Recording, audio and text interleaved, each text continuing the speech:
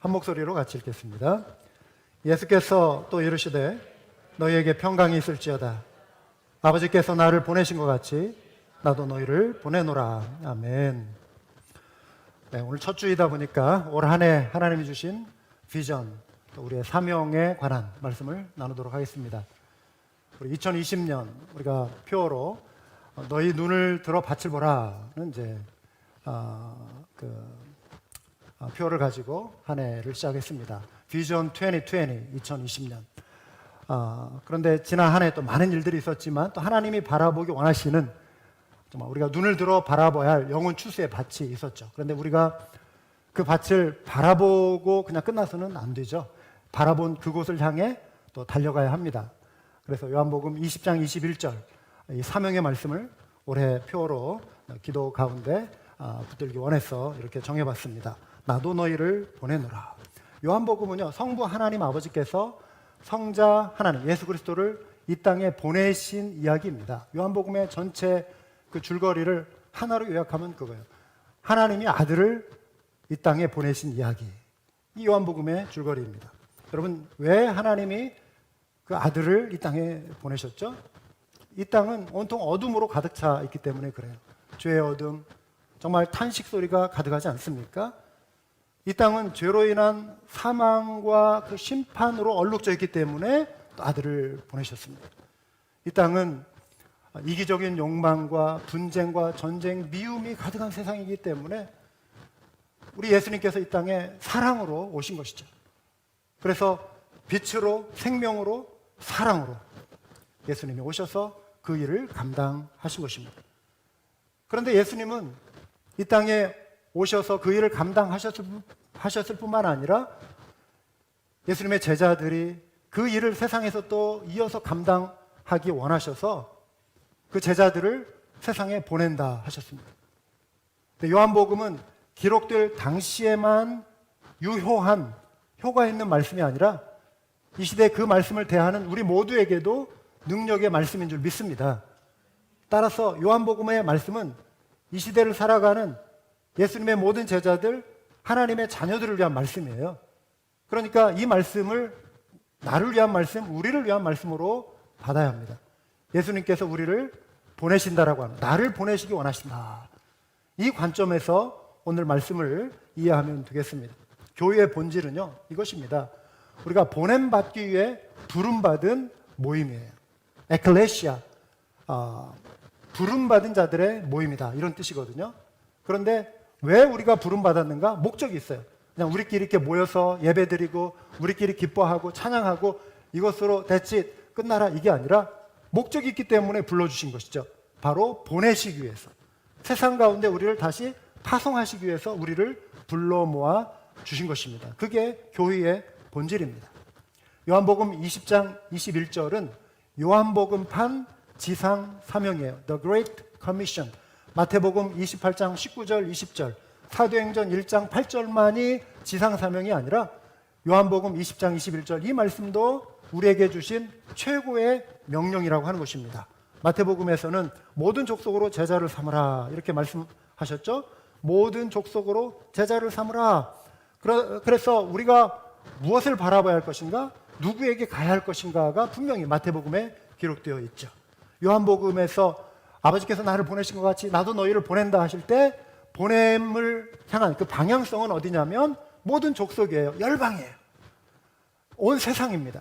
그래서 여러분 오른쪽 저 구석에서는 어떻게 잘 보이실지 모르겠는데 보면은 글자를 화살표로 이렇게 잘 디자인을 했어요. 그 디자인을 아주 잘한 것 같아요. 한국에서 이렇게 우리가 주문해서 보내온 건데 위아래 양옆으로 동서남북 사방으로 지금 화살표가 단어 글자의 이 모음으로 이렇게 지금 표시가 이렇게 되어 있죠.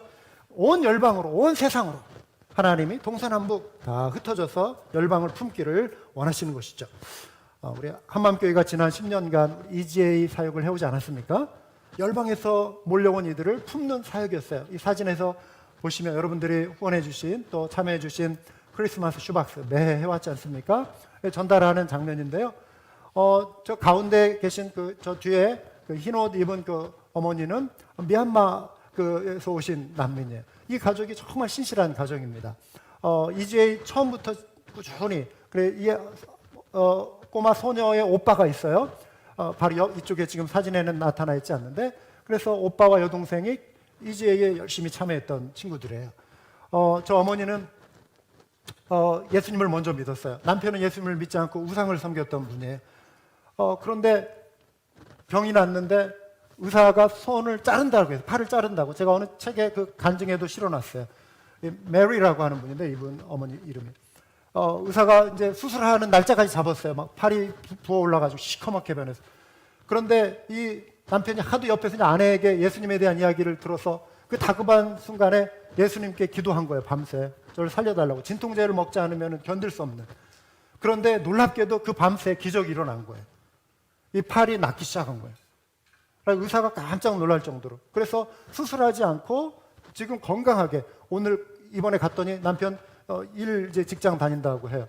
열심히 미국에서 지금 난민이지만 와가지고 정착하고, 또 자녀들에 대한 교육열도 굉장히 높아요. 그 아들이 이제 그 중학교 다니는데 이 집에 가니까 코너에 이런 조그만 그 간판, 조그만한 뭐죠? 그 플래카드가 이렇게 딱 꽂혀 있었어요.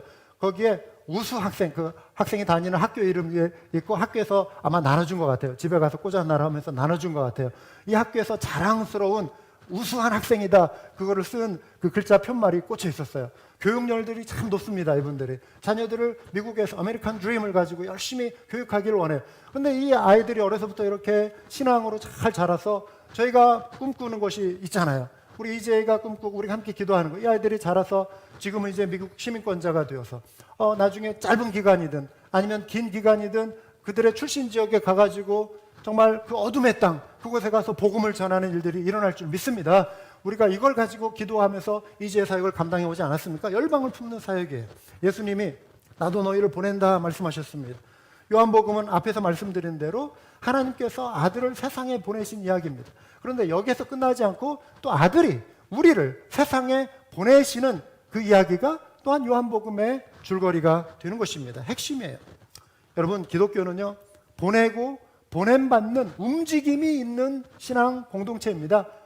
기독교는 움직이는 역동성이 있어요. 다이나믹 무브먼트, 그 자체예요. 역동적인 운동. 기독교는 기념탑이 아니에요. 마뉴먼트, 기념탑이 아니에요. 기념탑은 어떤 과거의 사건이나 어떤 인물을 기리기 위해서 세워진 거예요. 앞에 보시는 사진 어디에 있죠? 워싱턴 DC에 있는 워싱턴 마뉴먼트예요. 미국의 초대 대통령 조지 워싱턴을 기념하기 위한, 건국의 아버지죠. 초대 대통령입니다. 미국인들이 존경하는 건국의 아버지예요. 이 조지 워싱턴을 기념하기 위한 이 탑, 1884년에 세워졌고요. 그 당시에 세계에서 가장 높은 건축물이었다고 합니다. 지금은 뭐 비교가 안 될 만큼 높은 건축물이 전 세계에 많은데, DC 안에서는 제가 알기로 아마 이 마뉴먼트보다 높은 건물을 짓지 못하는 걸로 되어 있을 거예요.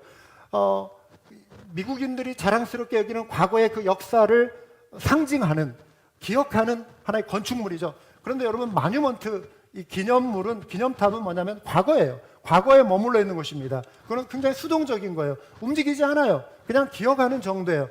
그런데 마뉴먼트가 아닌 무브먼트라고 하는 것은 현재도 움직이고 미래를 향해서도 역동력 있게 움직이는 것이거든요. 기독교는 과거에 죽은 신앙이 아니고 과거의 하나 역사적인 사건이 아닌 오늘도 살아 역동력 있게 움직이는 생명 공동체라고 하는 것입니다. 생명을 살리는 무브먼트가 되어야 한다고 하는 것이죠. 기독교 운동이 활발하게 일어날 때는요, 그 운동들이 역사를 바꿔버렸어요. 역사를 주도했어요. 인류 역사 가운데 기독교의 역사가 세상을 변화시키는 일들을 했어요. 어둠이 지배하는 땅, 여러분 생각해 보세요. 이전에도 소개해드렸지만 사람을 제물로 바치는 인신 제사가 있었어요. 여러분, 아일랜드 뭐 이런데 그런 데가 옛날에 복음이 들어가기 전에는 인신 제사를 했어요. 사람을 죽여가지고 제물로 바치는 그런 어떤 야만적인 행위가 우리 유럽에도 있었습니다. 그런데 복음이 들어가면서 뭐 세인트 패트릭 이런 분들이 들어가가지고 그런 거 다 반대하고 복음의 능력으로 변화시켰어요. 그 땅을. 인도 이런데 사람이 죽으면, 남편이 죽으면 아내를 본인의 의사와 상관없이 아내도 같이 죽여서 매장시키고 화장시키고 하는 그 문화가 인도에도 있었어요. 이게 공식적으로 법적으로 금지된 게 뭐 몇백 년 전이 아니라 불과 수십 년 전의 이야기입니다, 여러분. 이게 어둠의 땅이거든요. 무지, 우상 숭배, 귀신에 대해 얼마나 사람들이 두려움이 많습니까? 현대 과학 문명이 발달해서 뭐 귀신의 존재, 영적인 존재를 사람들이 무시하는 것 같죠? 천만에요. 여전히 이 시대에 사람들이 귀신을 두려워하고 이런 영적인 세계에 대한 의식들을 가지고 살아가거든요. 그런데 복음이 들어가는 곳은 귀신의 역사가 떠나가고 성령의 역사로, 예수의 이름으로 정말 삶이 변화되고 귀신들이 쫓겨나가는 그런 일들이 일어나지 않았습니까? 복음의 능력이죠. 어둠의 빛으로 역사하는 것이죠. 이러한 생명의 역사, 절망의 땅이 소망으로 살아나는, 이게 무브먼트인 거예요. 무브먼트. 역동성 있는 신앙 운동이라고 하는 것입니다. 그런데 이런 과거에 이런 변화들을 주도했던 서구의 많은 도시들이 지금은 안타깝게도 기념탑으로 그냥 이렇게 전락한 그런 경우들이 굉장히 많아요.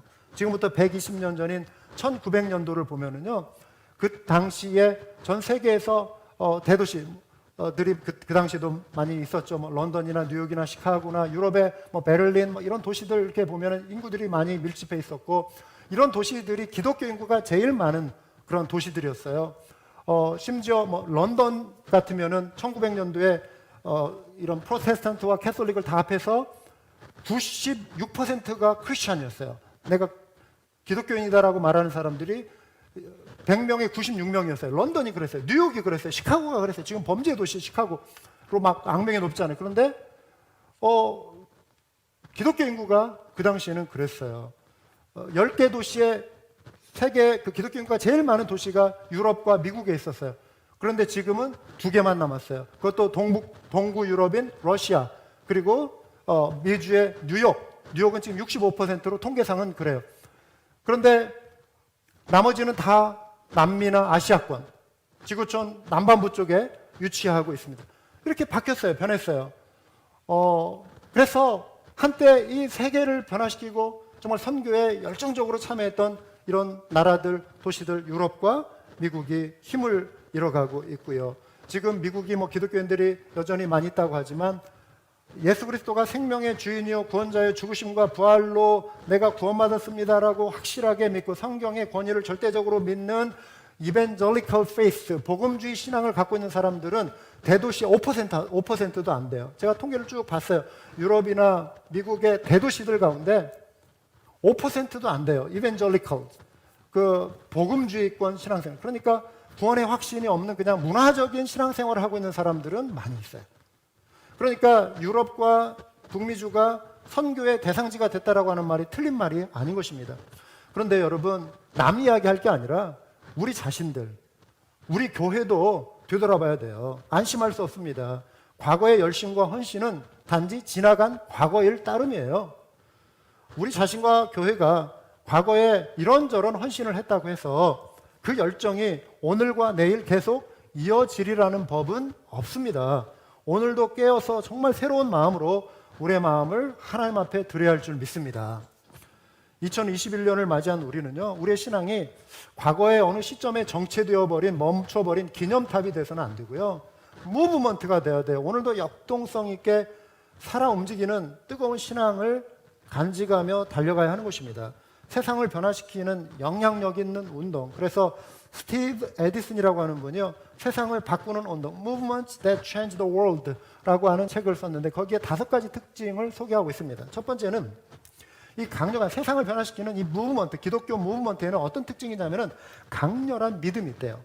White hot faith, 이게 아주 뜨거운 불꽃이라는 거예요. White hot, 그 막 흰색, 보이지 않는 그러나 뜨거운 강렬한 faith, 믿음. 살아계신 하나님을 만난 사람. 하나님을 지식으로 아는 것이 아니라 하나님을 만난 사람들. 하나님을 만난 사람들은 변화가 돼요. 여러분, 뜨거운 불을 손으로 잡았는데 손이 그대로 있나요? 없어요. 불에 데이는 거예요. 변화가 일어날 수밖에 없는 거예요. 하나님을 만났는데 내가 전혀 냉랭한 가슴으로 살아간다? No way. 그럴 수가 없는 거예요. 하나님을 만난 사람은 바뀌어요. 변화가 되게 돼 있어요. 그 온도에 의해서, 그 뜨거운 불에 의해서 바뀌는 것입니다. 그래서 순종하게 되는 거예요. 말씀 앞에서 경외함으로 주를 경배합니다. 우리 찬양, 그 말씀에 떠는 자, 그 말씀을 경외하는 자로, 말씀이 내 삶에 굉장히 중요한 의미로 내 삶을 지배하는, 주도하는, 사랑하는 여러분, 적당한 온도, 미지근한 온도로는 사람들이 변화되지 않습니다. 뜨거워야 돼요. 뜨거워야 변화되는 것입니다. 이 강렬한 믿음이 운동력 있는 믿음이라고 하는 거예요. 그래서 사랑하는 여러분, 성령의 권능을 사모하시기 바라요. 살아계신 성령님, 성부, 성자, 성령, 삼위일체 하나님, 이 시대에 성령을 이 땅에 우리에게 보내시고 성령님과 동행하도록 하셨잖아요. 성령님을 지식으로 받아들이지 마시고 인격으로 여러분과 함께 동행하시는, 대화하시는 성령님, 저와 함께 해주십시오. 오늘도 권능을 함께 해주십시오. 무릎 꿇으시고 기도하시고 성령님을 간절히 사모하는 우리 모두가 됩시다. 두 번째는 부르심에 대한 헌신이에요. Commitment to a cause. 세상을 변화시키는 운동은요, 부르심에 대해서 아멘하고 순종하는 사람이라는 거예요. 반응하는 사람들이라고 하는 것이죠. 예수님이 제자들 향해 나도 너희를 보낸다 하셨을 때 이들이 이제 성령 받고 성령의 권능을 힘입어 동서남북 사방팔방으로 나갔잖아요. 그렇죠? 그래서 지도로 이렇게 딱 보면은 지중해를 중심으로 해가지고 정말 동서남북 사방으로, 예? 그 제자들, 사도들이 앞장서서, 예수님의 12 사도들이 앞장서서 흩어져 나갔어요. 그리고 초대교회 성도들이 흩어져 나갔어요. 반응한 사람들이에요. 그러면서 강력한 초대교회의 기독교 운동이 일어난 거예요. 반응했다는 것입니다. 부르심에 헌신했다는 것입니다. 사랑하는 여러분, 주님이 여러분을 쓰시고자 하실 때 이사야의 대답처럼 제가 여기 있습니다. 저를 보내소서. 우리더러 모두에게 강 건너 바다 건너 타국으로 가라, 이걸 말씀하시는 건 아니에요. 우리가 살고 있는 이 땅에, 우리가 이제 잠시 후에 나누겠지만 하나님이 눈길을 돌리기 원하시는 그런 대상이 있고 방문하기를 원하는 사람들이 있고 찾아가기를 원하는 그런 그늘진 곳들이 있다고 하는 것입니다. 순종해야 한다는 것입니다. 반응해야 한다는 것입니다. 부르심에 헌신을 하는 것. 이게 역동성 있는 세상을 변화시키는 무브먼트의 두 번째 특징이에요. 세 번째 특징은 전염력을 가진 관계예요. Contagious relationships. 기독교 운동은요, 이미 존재하는 관계의 그물망을 통해서 확산되어 갑니다. 여러분, 이 표현 들어보셨죠? Six shake hands away. Six shake hands rule이라고도 표현하는데요. 악수를 6번 하면 내가 오바마 대통령 전직, 내가 트럼프 대통령도 만날 수 있어요. 내가 아프리카, 남미의 어느 한 사람도 전혀 지금 일면식도 없는 그 사람도 6번 악수를 하면서 가다 보면 만난다는 거예요. 이게 지금 사람들 보이잖아요. 이게 전 세계에 흩어져 있는 사람들이에요. 나를 중심으로 해가지고 지금 어느 한 분하고 악수해서 가면은 점프 이렇게 해가지고 가면은 전 세계가 이렇게 6명의 악수의 관계로 연결이 된다라고 하는 것이죠. 복음이 이러한 관계의 그물망을 타고 흘러간다라고 하는 것입니다. 여러분, 코비드가 얼마나 지금 전염력이 강합니까? 우리가 이 가운데 저 빼고 다 지금 마스크를 쓰고 있어요. 저도 예배 마치고 마스크를 쓰죠. 왜냐하면 이 전염력이 너무 강하기 때문에 그래요. 이 바이러스의 전염력, 그런데 복음은 바이러스보다 더 강력하잖아요. 생명을 살리는 능력이잖아요. 그렇다면 이 복음 역시 이렇게 강력한 이런 전염력을 가지고 사람과 사람을 통해서 이렇게 흘러가야 하는 것이죠. 그래서 내가 알고 지내는 이 지역의 지인들을요, 나로부터 복음의 능력이, 선한 믿음의 영향력이, 사랑이 흘러가는 그런 대상이어야 함을 알고 그 사람들을 바라보라는 것입니다. 그냥 별로 나와 상관없는, 당신과 나는 그냥 별개의 객관적인 하나의 그냥 객체가 아닌 내 안에 주신 사랑의 기쁨이 당신에게도 흘러가기 원합니다 라고 하는 관점으로 사람들을 이렇게 바라볼 때 내 마음가짐과 내 행동과 내 표정과 내 말투가, 내 관심이 또 달라질 수밖에 없는 것이죠. 기독교는 이러한 contagious religion이에요. 전염력을 가진 종교라고 하는 것입니다. 네 번째는 신속한 일꾼 모집, rapid mobilization. 기독교 운동, 선교의 목적은요, 회심자를 얻는 거예요. 회심이라고 하는 것은 예수 그리스도를 생명의 주로 영접하고 하나님의 자녀 되는 것이죠. 가는 곳마다 그리고 회심하고 끝나는 것이 아니라 일꾼으로 세우는 것입니다. mobilization, 일꾼으로 동원하는 거예요. 미국의 교회가 부흥하던 시기에는요, 기독교 운동이 평신도를 중심으로 활발하게 일어났다고 합니다. 그래서 감리교도 그렇고 침례교도 그렇고 평신도 운동이었어요. 그래서 뭐 대장장이, 그다음에 농사 짓는 분들, 이런 평범한 직업을 가지고 있는, 장사하시는 분들, 평범한 이런 직업을 가지고 있는 많은 분들이 또 복음의 열정을 가지고 이 마을 저 마을 찾아다니면서 순례 전도도 하고 시간 날 때마다 복음을 친구들에게 소개하고 하면서 감리교 운동이 들불처럼 번져났고요. 침례교의 이 교단이 그렇게 됐어요. 그런데 감리교 운동이 결정적인 정체기를 딱 맞이한 때가 있어요. 뭐 20세기 들어와서 정체가 된 게 아니라 이미 아마 19세기 때부터 그랬 정확한 연도가 기억이 안 나는데 그 정점이 뭐였냐면 사역의 중심이 평신도에서 교육을 많이 받은 성직자로 옮겨가면서 목회자들로 사역의 중심권이 옮겨가면서 감리교가 정체기에 빠졌다라고 하는 자료가 있어요. 연구 자료가 있어요. 여러분, 교회는 움직임이 필요한데 평신도들이 움직여야 돼요. 평신도는 계속 뭐 평생 말씀만 배우고 말씀만 받아먹고 그냥 어린아이 신앙에 머물러 있는 그게 평신도가 아니라 살아 역동력 있게 있는 자리에서 삶의 영향력을 전파하며 달려가는 사람들이 바로 평신도거든요. 그러니까 우리 사랑하는 한마음교회 성도님들이 그 헌신과 노력의 각오로 우리 2021년도를 맞이할 수 있기를 주님의 이름으로 권면합니다. 여러분, 최근에 우리 한마음교회 가족 중에 또 지난 연말부터 해서 연초에 또 앞으로도 그 이제 부르심을 따라 움직이실 분들이 있어요. 떠나신 분들도 계시고, 우리 그동안 정들었던 이들이 떠나갈 때 우리 마음이 참 섭섭해요. 서운하고 그렇잖아요. 그렇죠? 여러분 그러시죠? 많이 서운해요. 정들고 이렇게 있었는데 정들만 하면이 아니라 이미 정들었는데 떠나가신 분들. 우리 한마음교회는 또 특성상 그런 일들이 많아요. 뭐 계속 그런 일들이 계속 반복되고 있는데 여러분도 섭섭하신 것처럼 저 역시 섭섭해요. 그래서 뭐 초기에는요, 막 이제 우리 이따 끝나고 부를 찬양, 뭐 너의 가는 길에 주의 뭐죠? 주의 축복 있으라. 이 찬양이 상당히 좀 구슬픈 느낌이 올 때도 있어요. 막 이렇게 비장한 각오. 그래가지고 그 찬양 부르면은요, 막 눈물 나요. 여기서 세워놓고 막 하면은. 그 찬양 부르면서 종종 울고 그래서 초기에. 그런데 내가 왜 이렇게 이거 눈물 보이면 안 되겠다. 그래가지고 노래를 바꿨어요. 좀 신나는 노래. 너는 담장 너머로 뻗을 좀 신나는 찬양을 하면은 이게 좀 분위기가 좀 바뀌니까 나무가 되어줘 뭐 이렇게 뭐 이렇게 야곱의 축복인가요? 그 찬양이? 뭐 이런 식으로 이제 곡을 바꿔서 막 부르기도 하고 했는데 지금도 사실 뭐 표현하지는 못하지만 내색은 안 해도 우리 마음의 섭섭함과 그런 게 있죠. 그런데 여러분 아까 말씀드린 대로 우리는 뭐 평생 신앙생활을 같이 하면 좋겠지만 부르심의 때에 또 부르심의 자리로 나아가야 할 사람들이죠. 또 우리 신학 공부를 하러 오신 분들 같으면은 만약 여기에 뭐 평생 여기에 물론 이제 한마음교회 풀타임으로 계속 어쨌든 평생 동역하는 분들도 계시겠지만 또 그렇지 않은 분들 또 있잖아요. 또 사역지를 찾아서 이렇게 또 가셔야 할 분들이에요. 그래서 어떤 의미로 교회는 세상으로 파송받기 위해 부름받은 곳이다. 아까 말씀드렸잖아요. 보냄받기 위해서 부름받은 존재들. 복음을 위해 흩어지기 위해 역설적으로 흩어지기 위해 모인 사람들. 이게 교회라고 하는 것입니다. 예수님은 복음을 위해 예루살렘 교회를 핍박 중에 흩으셨잖아요. 예루살렘 교회가 우리가 여기가 좋사오냐 하면서 계속 머물러 있기를 원치 않으셨어요. 흩으셨어요.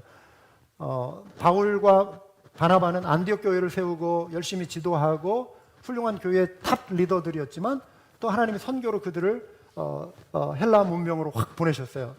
그리고 에베소 교회 성도들하고 바울이 계속해서 이렇게 정말 말씀을 나누고 사랑의 교제를 나누면 좋겠지만 이별의 시간이 와서 눈물로 에베소 교회 장로들하고 교인들하고 바울이 이렇게 헤어지는 그런 장면도 사도행전에 나오잖아요.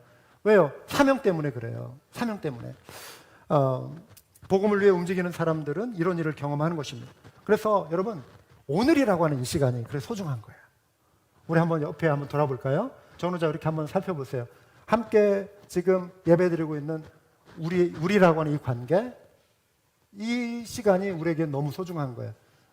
우리 이제 자녀들이 또 방학을 맞이해서 짧은 이 달콤한 정말 2주 뭐 3주 이렇게 시간을 같이 보내지만 또 떠나가요. 또 자녀들의 삶, 난 네가 좋으니까 계속 엄마 아빠랑 같이 살아라. 그럴 수 없는 거예요. 애들도 자기 인생을 개척하며 달려가야 하는 것이죠.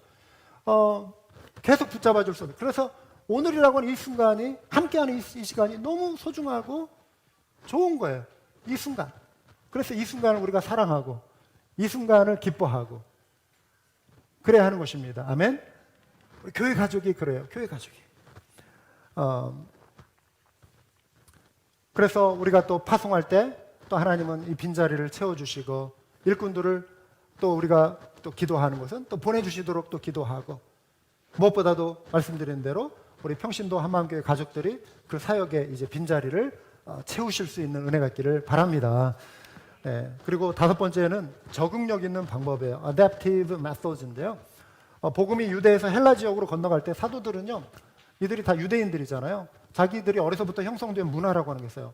남자 이 사도들은 할례를 다 받았어요. 이방의 복음을 전하면서 너희들도 다 할례를 받아야 한다. 유대의 관습이잖아요. 종교에서 연결된 유대교에서 뿌리 내려온 하나의 종교적 표현이지만 이거를 유대인들이 헬라인들에게 이방인들에게 강요할 수가 없는 거예요. 우리는 돼지고기 안 먹으니까 너희들 먹지 마라. 이게 기독교다. 이렇게 하지 않았어요. 그러면 누가 믿겠어요? 돼지고기 좋아하는 그 이방인들? 그러면 예수 믿으면은 뭐 돼지고기 절대 먹을 수 없네? 이거는 주변적인 거거든요. 이건 문화예요. 유대인들이 또 율법이 이제 다 패했어, 쓸데없어 하면서 막 또 강요할 수는 없어요. 그냥 유대인들이 난 돼지고기 안 먹겠다. It's okay. 그것은 또 그들의 믿음이니까 뭐 그걸 가지고 막 정죄할 필요는 없어요. 그런데 유대인들도 어쨌든 자신들의 문화를 이방인들에게 강요했다면 기독교는 확산될 수가 없어요. 헬라 문명의 옷에 맞게 복음을 본질적인 것은 타협하지 않고 예수 그리스도의 주되심과 생명되심과 복음의 본질은 타협하지 않되 문화의 옷은 바꿔서 갈아입혀서 복음을 헬라인들에게 전해줬거든요. 그래서 기독교가 각 문화권의 기독교의 장점이에요. 뿌리 내릴 수 있었던 것이죠. 예수님이 이 땅에 지난주에 말씀드린 것처럼 막 천사의 모습처럼 빛을 막 발휘하면서 그 영광의 광채를 막 발휘하면서 이렇게 다니셨다면 예수님을 믿기가 굉장히 어려웠을지 몰라요. 너무 가까이 하기에는 너무 거룩하신 분. 그런데 예수님은 정말 평범한 모습으로, 인간의 모습으로 이 땅에 오신 거잖아요. 그걸 번역의 원리라고 말씀드렸잖아요. 기독교는 번역이 가능한 거예요. 그래서 우리가 복음을 전할 때 이 적응력이 필요하다고 한 것입니다. 여러분 얼마 전에 별세하신 삼성의 그 회장 이건희 회장 여러분 아시죠? 삼성이 이 시대에 정말 전 세계적인 인류 기업으로 이렇게 성장을 했잖아요. 그런데 삼성이 뭐 처음부터 그런 건 아니죠. 성장의 과정이 있었는데 삼성도 위기가 있었다고 합니다. 근데 이건희 회장이 삼성을 이제 인류 기업으로 확 키우게 되는 결정적인 한 계기가 있었다는 거예요. 그게 뭐냐면 1993년의 일인데 우리 이렇게 가서는 다 망하겠다, 큰일 났다 해가지고 이분이 이제 해외 어느 지역에 가가지고 뭔 걸 결단하고 깨달으면서 이분이 딱 선언한 게 있어요. 대표적인 말, 좀 약간 과격한 표현이긴 했지만 유명한 말이 있잖아요. 이건희 회장이 한 말, 뭐죠? 마누라와 자식 빼고 다 바꿔라. 마누라와 자식 빼놓고 다 바꿔라. 그러니까 본질적인 것은 우리가 붙들고 가되 바꿀 수 있는 건 다 바꿔라. 우리가 변화만이 삼성이 살아남을 길이다.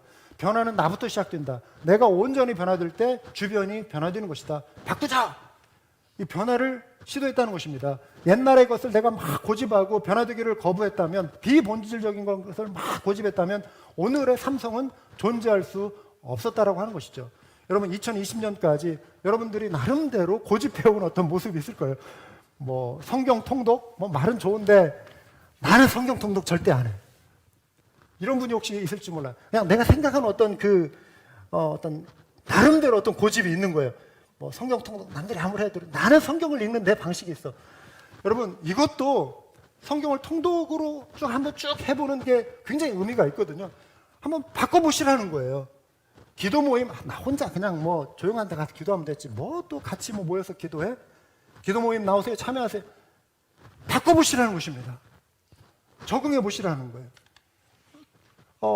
이전에 혹시 여러분들이 한마음교회에 출석하시기 이전에 이미 믿음 생활하시고 어느 교회 어떤 모습, 이전에 익숙해진 어떤 신앙생활의 모습이 있는데 한마음교회 왔더니 이건 이렇게 다르게 하네? 또 이건 이렇게 하네? 내가 생각해보니까 이건 아닌 것 같아. 한마음교회 이건 여전히 아닌 것 같아. 이전의 방식이 좋았어. 굳이 그렇게 고집하시지 마시고 적응해 보시라는 거예요. 이 적응력, 이게 다이나믹에 있어서 굉장히 중요한 요소가 된다라고 하는 것입니다. 만남 모임, 온나 모임 참여하시라는 것이죠. 선교사 후원 참여하시라는 것이죠. 네? 아버지께서 나를 보내신 것 같이 나도 너희를 보내노라 예수님이 말씀하셨어요. 어디로 보내시는 것이죠? 세 가지를 간단하게 말씀드릴게요. 예수님이 우리를 보내시는 곳은요, 첫째, 빛이 필요한 어두운 자리예요. 빛은 어둠을 향해 비춰야 돼요. 밝은 세상에 뭐 이런데 내가 어둡네 하면서 여기에 촛불 하나 켜보세요. 이게 무슨 의미가 있어요? 장식품밖에 안 돼요. 그러나 그 촛불의 그 작은 그 밝기라도 깜깜한 밤에 이렇게 비추면은 동굴이나 창고나 엄청난 위력을 발휘해요. 그렇죠. 빛은 어둠을 향해 비춰야 하는 것입니다. 우리가 비춰자, 예수님이 우리에게 나아가라 하시는 것은 어둠을 향해 나아가는 것입니다. 빛을 비춰주라는 것입니다. 여러분, 어둠은 무엇이죠? 삶의 무게에 정말 지치고 힘들어하는 사람들의 마음이 어둠이에요. 어둠. 인생이 지치고 힘들고 고난 속에 좌절하고 낙심하고 죄의 무게로 신음하고 영적으로 예수님을 알지 못해서 여전히 구원자 되시는 예수님을 배격하고 잘못된 관습, 잘못된 미신, 잘못된 그러한 우상숭배, 종교의 어떤 그 관습에 찌들어가지고 두려움의 영에 사로잡혀, 귀신의 영에 사로잡혀 어찌할 줄 모르는 이러한 사람, 이사 갈 때도 그냥 두려워가지고 날짜 잡고 그냥 뭐 이런 사람들 있잖아요. 그냥 날씨 좋으면 그냥 가면 되지. 뭐 날짜가 뭐 중요해요. 이사 가는데. 안 그래요? 여러분, 두려움의 영이거든요. 미신이죠. 자유해야 돼요. 하나님의 영이 거하시는 곳에는 자유가 있느니라. 아멘? 성령의 권능은 능력입니다. 자유함을 줘요. 얽매이는 걸로부터 우리를 자유케 해요. 예수 이름의 능력이에요. 그들에게 가서 위로를 건네주고 또 예수님의 사랑을 전해주고 예수님의 이름이 가진 능력을 소개해 주는 것, 이게 어둠의 빛을 비춰주는 거예요.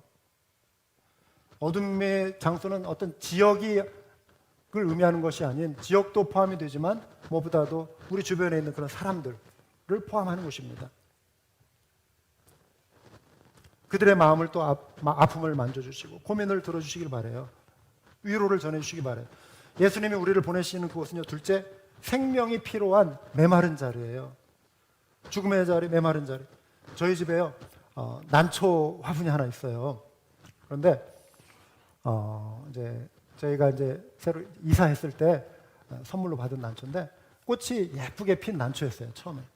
시간이 지나니까 꽃이 이렇게 딱 지고 어느 순간 제가 무관심하게 됐어요. 그리고 저 자리에서 제가 매일 앉아서 공부하고 연구하고 사역하는 자리 바로 앞에 이렇게 놓여 있는 난초예요. 저 위치에 있지 않았어요. 한쪽 위에다 이렇게 코너에다 이렇게 놔뒀어요. 그러니까 관심이 덜 가고 그러는 사이에 몇 달을 거의 물을 주지 않았어요. 그런데 놀란 것은 난초의 생명 참 길대요. 즐겨요. 그 생존력이 대단한 걸 이번에 깨달았어요. 그런데 물을 그동안 안 주니까 주인을 잘못 만나가지고 물을 안 주니까 얘가 많이 지쳐 있었어요. 푹 처져 있고 맨 밑에 있는 이파리는 말라 있었어요. 어느 순간 제가 그걸 안 거예요. 이제 코비드 기간에 집에 주로 많이 있으니까 눈에 이제 들어온 거예요, 이게. 보니까 미안한 거예요. 내가 너무 무심했다. 그래서 관심을 이제 갖기 시작했어요. 그래가지고 저 위치에다 딱 놓고 어느 날 제가 미안해가지고 가서 대화를 시도했어요. 그래가지고 이렇게 티슈 가지고 이렇게 물 묻혀가지고 닦아줬어요. 먼지도 닦아주고 그러면서 미안하다 그러면서 냉장고에서 이제 얼음 2조각을 딱 꺼내 올려주고 이렇게 속삭였어요. 난초야, 난초야, 예쁜 꽃을 피워다오. 그랬어요. 예쁜 꽃을 피워줄래? 이렇게 다정하게 이렇게 말을 했어요.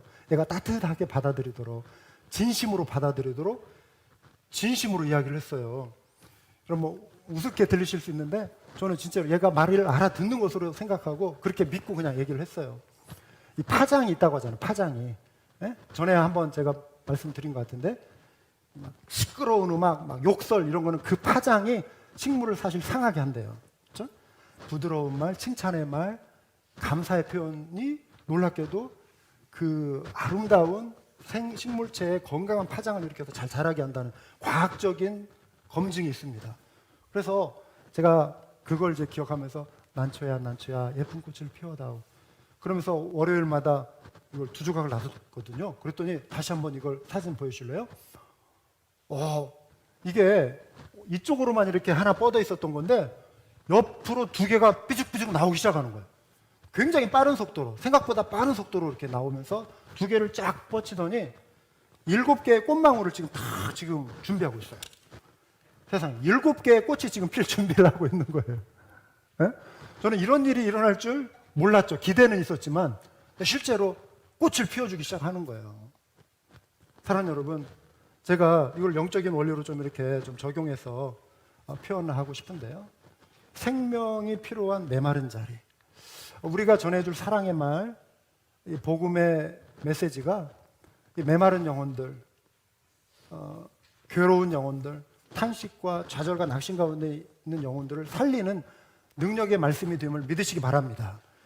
그럼 복음은 능력이 있어요. 내가 능력이 있는 게 아니고 내 목소리가 능력이 있는 게 아니고 내가 전해주는 메시지, 그 메시지가 능력이 있어요. 예수 그리스도의 이름에 능력이 있어요. 그러니까 여러분 자신을 생각하지 마시고 여러분 자신을 의식하지 마시고 내가 뭘 해 이러지 마시고 내 속에 나를 통해 일하시는 성령님, 내가 증거하는 그 메시지, 여기에 능력이 있음을 믿고 사랑으로 속삭여 주세요.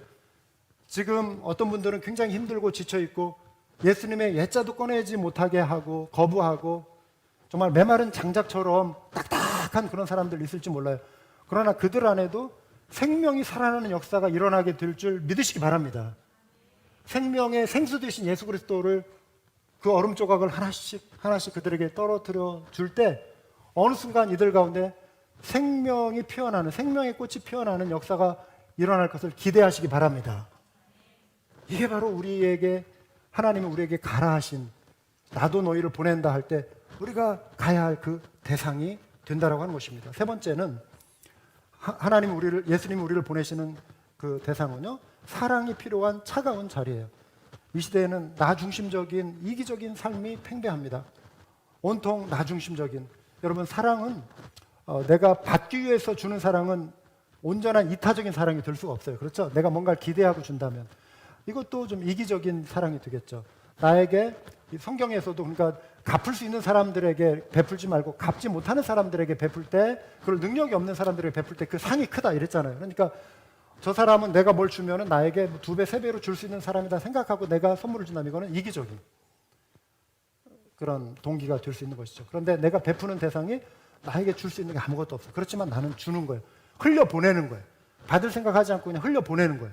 이게 이타적인 사랑이에요. 그리고 나는 받았기 때문에, 남으로부터, 누군가로부터, 또 하나님으로부터 받았기 때문에 흘려보내는 거거든요.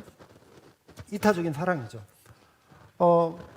예수님이 보여주신 사랑이 바로 이런 거잖아요. 그런데 이제 물론 실천하다 보면 돌아오기도 해요. 주고받는 그런 사랑이 있기도 하죠. 그런데 여러분, 우리가 이 땅에서 하나님이 누리게 하신 것을 자꾸 흘려보내는 연습을 하셔야 돼요. 이게 그리스도인의 신앙의 실천이거든요. 실제적인 실천이에요. 뭐냐면은 흘러갈 때 흘러가는 그 물이 생명을 살리잖아요. 모든 문명은 강줄기에 있어요. 왜요? 생명이 그곳에 있어요. 인간도 동물도 물 주변으로 뭐예요? 영적인 것도 마찬가지예요. 생명을 살리는 생수 되신 예수 그리스도, living water, 생수 되신 예수 그리스도. 그리고 우리가 그 사랑을 힘입었기 때문에 우리가 그거를 흘려보내야 하거든요. 그러니까 우리가 몸으로도 갈 수 있어요. 예수님이 보내시는 그곳에 몸으로도 가고, 선교사님들처럼 또 우리의 마음이 갈 수 있어요. 그리고 우리의 기도가 갈 수 있어요. 올해부터 이제 제 아내와 제가 이렇게 아프리카에 있는 5살짜리 소년 둘을 이렇게 선택을 했어요. 그 아이들은 물론 선택받은 아이들이 되겠죠. 매달 이 아이들이 5살부터 정말 절박하고 삶의 결핍 속에서 허덕이고 힘들어하는 우리 두 아들의 이름으로 이렇게 하나님의 은혜로 지금껏 아이들이 이제 이만큼 자랐기 때문에 이제 또 다른 아이들을 우리가 작지만 작은 양이라도 아이들을 이렇게 그 아이들이 건강하게 믿음 안에서 하나님의 사랑으로 성장하도록 해야겠다. 흘려보내는 것이죠. 지난 한 해 여러분, 하나님께서 여러분들을 복 주시고 또 여러분들이 그 은혜에 감사해서 귀한 헌신들을 해오셨습니다.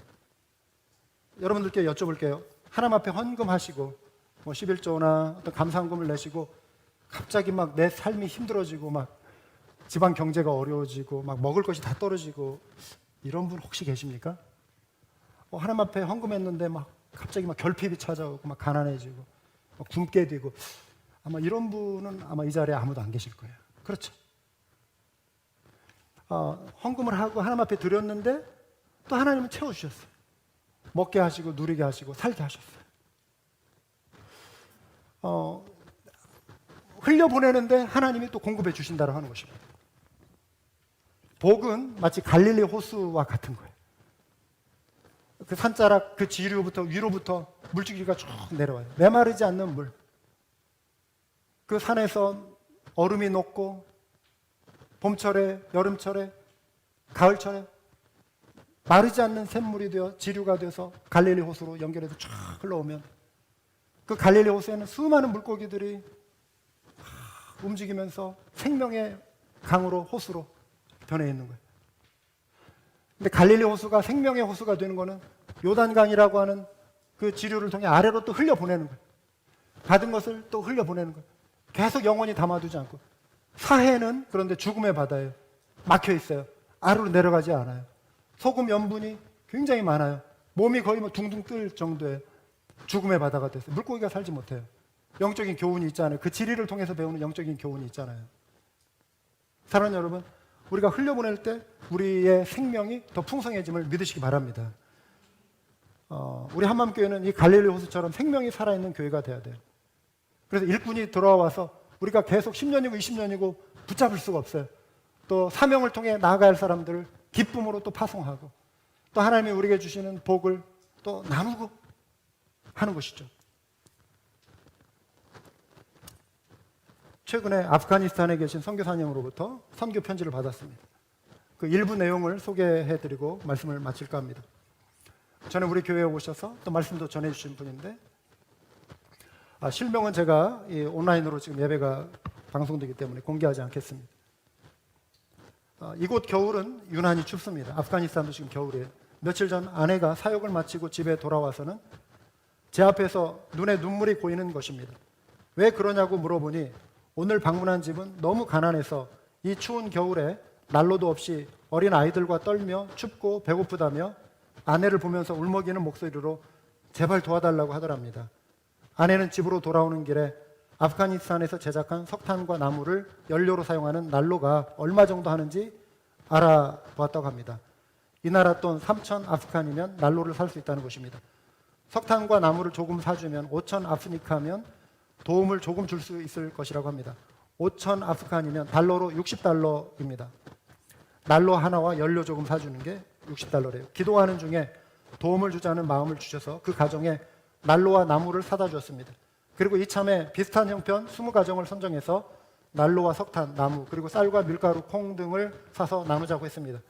지금 이 일을 위해 준비하고 있습니다. 내년 초부터 우리가 그토록 사랑하는 그분께서, 주님께서 저희에게 주신 것 중 일부를 나누는 사역을 준비하고 있습니다.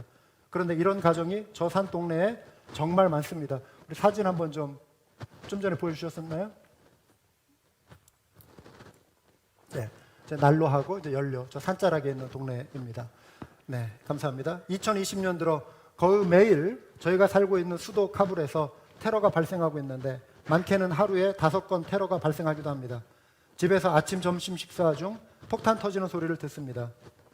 테러의 장소는 경찰, 군부대 등 특별한 곳뿐만 아니라 일반 대중을 상대로도 장소 불문하고 테러가 발생하고 있습니다. 거기다 소형 자동 로켓포 23발을 발사해서 테러를 하기도 합니다. 저희 집 옆에 있는 경찰 검문소를 지날 때면 자살 폭탄 테러나 자동차 폭탄 테러 혹은 총기 난사가 있지 않을까 하는 생각이 들기도 합니다. 그럼에도 저희 부부가 이곳에서 저희에게 맡겨진 사명을 감당할 수 있는 이유는 우리의 그분께서, 주님이죠. 주님께서 저희들을 지켜주신다는 믿음 때문입니다. 그리고 사랑하고 존경하는 벗들의 기도의 힘입니다. 이분이 저희 개인적으로 이걸 보내주셨고 한맘교회를 의식하며 이 서신서를 보내줬거든요. 그러니까 우리의 벗이라고 하는 것은 여러분들이에요. 여러분들이 선교사님을 기억해서 지금 기도해 줄 것을 이분이 믿고 힘을 낸다는 것이죠. 전쟁과 테러와 분열로 어둠이 가득한 이 땅에 참빛 되시고 참 평화이신 그분으로 인해 속히 이 땅이 변화되기를 원하며 저희들은 사랑하는 동역자들과 함께 오늘도 주님의 얼굴을 구합니다. 생명의 말씀을 직접적으로 듣지 못하는 이 땅의 사람들을 향한 그분의 긍휼하심이 저희와 동역자분들에게 부어져 저희 모두를 통하여 이 땅에 곧 그분의 영광이 가득하게 될 줄로 믿습니다. 제가 자료를 찾아보니까 아프가니스탄 인구가 지금 3,800만이더라고요. 38 million. 3,800만, 한 40만 명 정도 돼요, 정확하게. 기독교 인구가 7,500명이에요. 10,000명도 안 된 7,500명 전국에.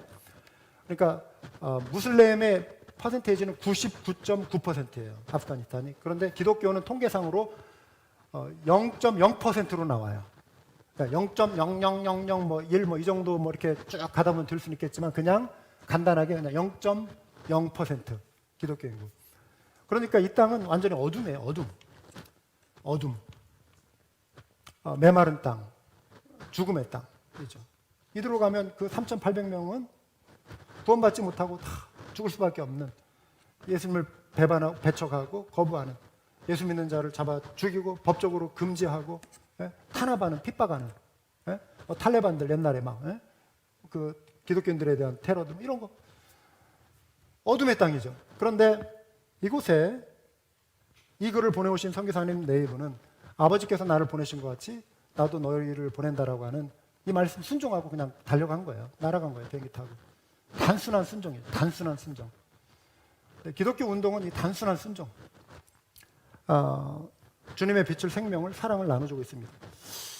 혹시 여러분들 마음 가운데 감동이 이렇게 오셨 분들이 있다면 새해 첫 선물로 아프가니스탄 이름 모를 어느 한 가정에 내가 난로 하나 그냥 놔주고 싶다, 이런 감동이 있으시면 이렇게 또 헌신해 주시면 감사하겠습니다. 여러분, 이런 헌신 역시 나도 너희를 보내노라, 여기에 우리가 순종하는 것이죠. 요한복음 20장 21절의 지상사명, 아버지께서 나를 보내신 것 같이 나도 너희를 보낸다. 이 땅에 빛이 필요한 곳, 생명이 필요한 곳, 사랑이 필요한 곳에 나의 손길을 내미는 것, 갈릴리 호수가 되어주는 것, 이게 올 한 해 우리 한맘교회가 붙들고 나아갈 사명, 앞으로도 우리가 붙들고 가야 할 우리의 사명인 줄 믿습니다. 여러분 기도하시겠습니다.